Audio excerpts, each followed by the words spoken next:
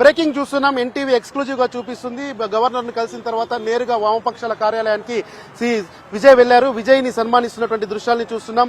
తనకు మద్దతు ఇచ్చినటువంటి రాజకీయ పార్టీలు ఏవైతే ఉన్నాయో వాటందరూ ఆయా పార్టీల నేతలను ప్రస్తుతం ఆయన పాండియన్, షణ్ముగం, తర్వాత లెఫ్ట్ పార్టీలకు సంబంధించిన నేతల్ని ఆయన సన్మానించారు. తర్వాత వీసీకి పార్టీకి సంబంధించినటువంటి నేతలు కూడా ఆయన సన్మానించారు.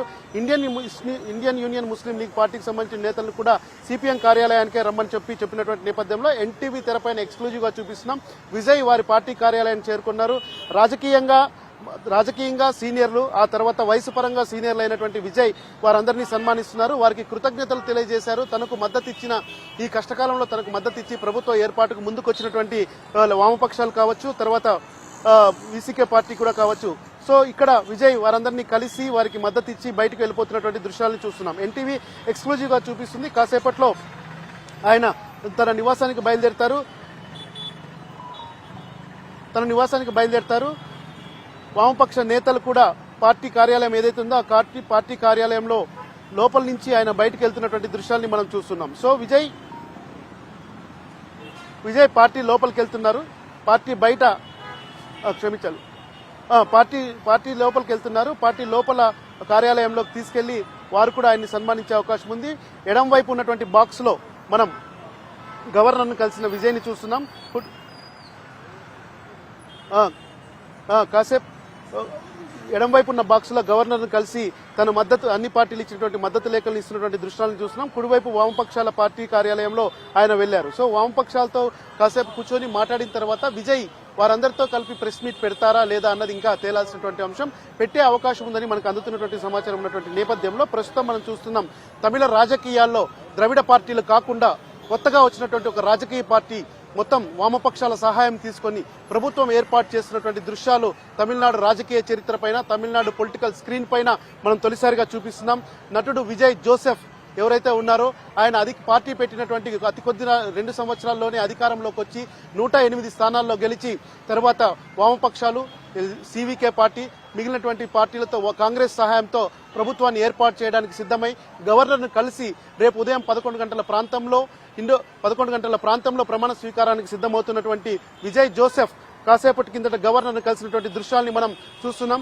ఆయన ఏదైతే ప్రభుత్వానికి సంబంధించి ప్రభుత్వం ఏర్పాటు చేయడానికి సంబంధించినటువంటి మొత్తం అన్ని కూడా కంప్లీట్ చేయాలని తన నోటి నుంచే స్వయంగా రేపు ఉదయం 11 గంటలకు ప్రమాణ స్వీకారం చేస్తానని గవర్నర్ కు చెప్పినటువంటి నేపథ్యంలో ఇంకా అన్ని అనుమానాలని పటాపంచలు చేసి రేపు ప్రభుత్వం ఏర్పాటుకు సిద్దమవుతున్నారు. అయితే కేబినెట్ లో ఎవరుంటారు, మిత్రపక్షాలు తనకు మద్దతు ఇచ్చినటువంటి మిత్రపక్షాలకు కేబినెట్ లో ఎవరెవరు ఉంటారన్న దానికి సంబంధించి కూడా ఆ లెక్కలన్నీ కూడా ఆయా పార్టీలకు అంతర్గతంగా వివరించారు.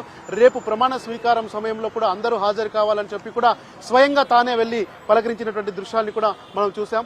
ఆ పార్టీలకు సంబంధించిన నేతలు కూడా విజయ్ ని సన్మానించారు. విజయ్ కూడా టీవీకే పార్టీ తరఫున అధ్యక్షుడి హోదాలను, కాబోయే సీఎం హోదాలో కూడా వారందరినీ సన్మానించారు. సో గవర్నర్ కార్యాలయంలో 20 నిమిషాల పాటు సమావేశం జరిగింది. గవర్నర్ కార్యాలయంలో 20 నిమిషాలు జరిగిన తర్వాత ముహూర్తం రేపు 11 గంటలకు ఫిక్స్ చేసినట్టుగా విజయ్ స్వయంగా చెప్పినటువంటి నేపథ్యంలో అధికారిక ప్రకటన కూడా కాసేపు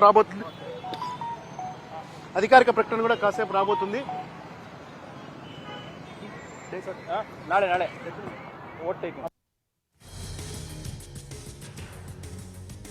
వామపక్షాల నేతలను కలిసిన తర్వాత ఆయన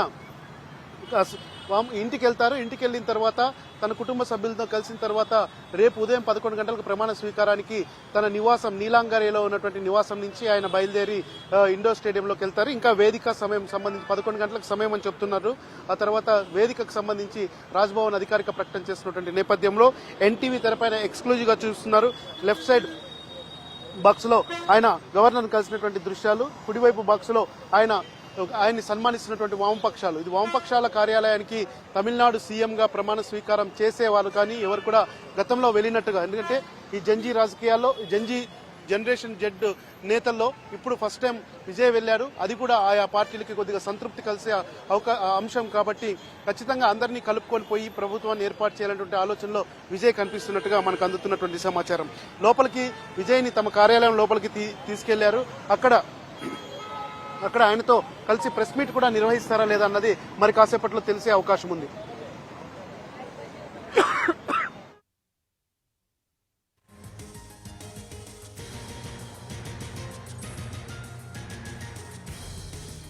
ఓకే దినకర్.